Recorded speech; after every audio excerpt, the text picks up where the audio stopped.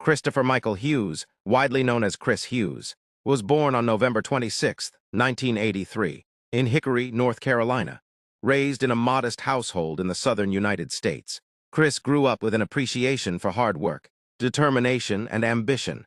His father was a paper salesman, and his mother was a public school educator, values that would later shape Chris's grounded perspective despite rising to global fame.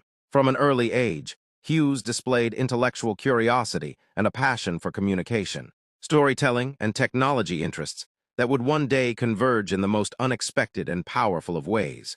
Chris excelled academically during his early school years, eventually earning admission to Phillips Academy, an elite preparatory school in Massachusetts. There he found himself surrounded by driven, high-achieving students, and it was in this competitive academic environment that Chris began forming his own distinct ambitions. However, it wasn't until he enrolled at Harvard University that Hughes would find himself at the epicenter of one of the most groundbreaking innovations of the 21st century. In 2002, Hughes entered Harvard with plans to study literature and history. As fate would have it, he was assigned a roommate who would change his life and the world.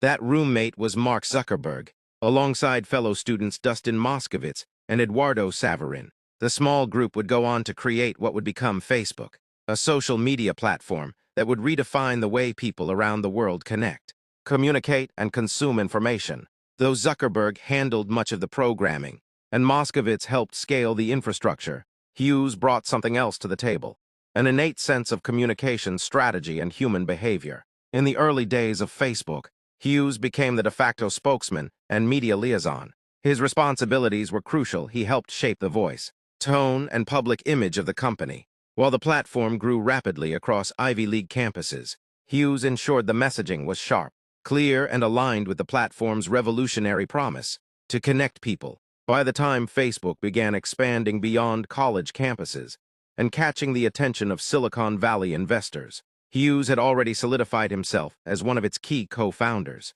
However, unlike others who immersed themselves fully in the business and tech world, Hughes took a more nuanced path. After graduating from Harvard in 2006, he left Facebook with a relatively small stake in the company, reportedly around 1%, but one that would later be worth hundreds of millions. Instead of pursuing more technology ventures immediately, Hughes shifted his focus toward public service and social impact. In 2007, he joined Barack Obama's presidential campaign and played a pivotal role in managing the campaign's online strategy. Hughes built and directed MyBarackObama.com, the campaign's innovative social networking platform that helped engage voters, raise funds, and mobilize grassroots support. His work was widely credited with helping Obama harness the power of the internet in a way that no political campaign had done before. This milestone further established Hughes not just as a tech entrepreneur, but as a visionary strategist capable of bridging technology and civic engagement. In 2010, Hughes took another bold step by co-founding Jumo, a social platform aimed at connecting individuals and organizations focused on global change.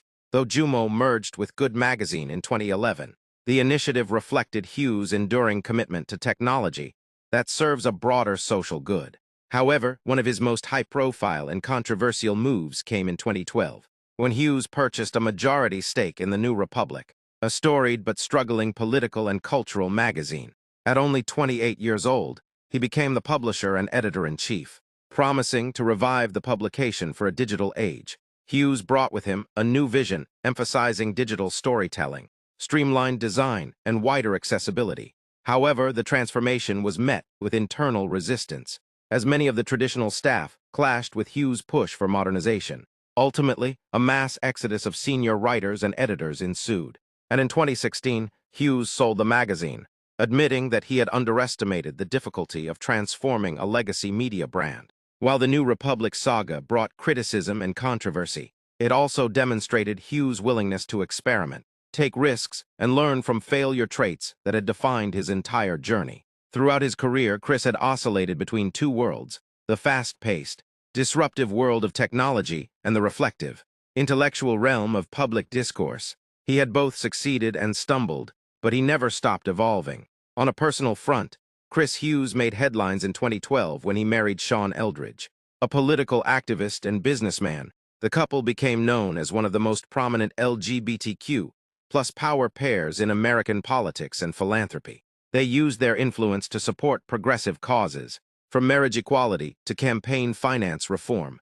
Their union was not only a celebration of love, but also a symbol of how far the country had come in terms of LGBTQ plus rights and visibility. In the years following his departure from Facebook and the New Republic, Hughes began to reflect more deeply on the broader implications of wealth, inequality, and the unchecked power of big tech. In 2019, he made global headlines once again, this time not for creating a platform, but for calling for its regulation.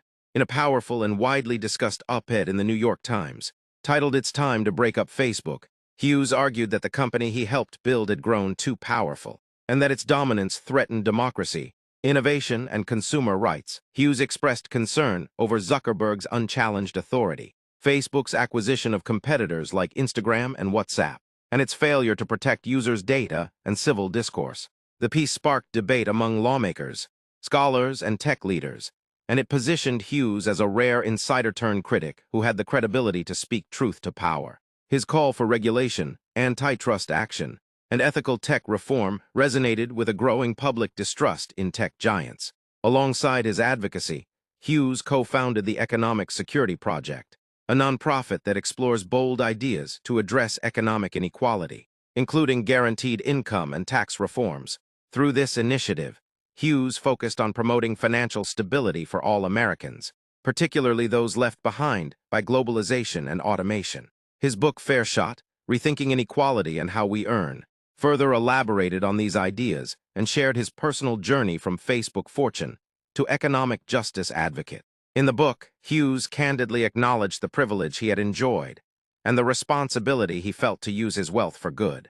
He argued that systems that produce billionaires like himself are inherently flawed, and that a fairer distribution of resources was necessary to ensure dignity and opportunity for everyone. The book became a touchstone in debates about universal basic income and the moral responsibilities of the ultra-wealthy. Chris Hughes' story is remarkable not just because of the heights he reached, but because of the depth of his self-reflection. He went from creating a global social media empire to becoming one of its most thoughtful critics.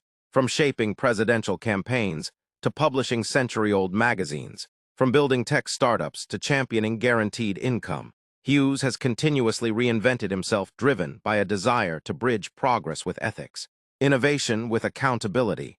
As of the mid-2020s, Hughes continues to advocate for economic fairness, digital regulation, and democratic resilience.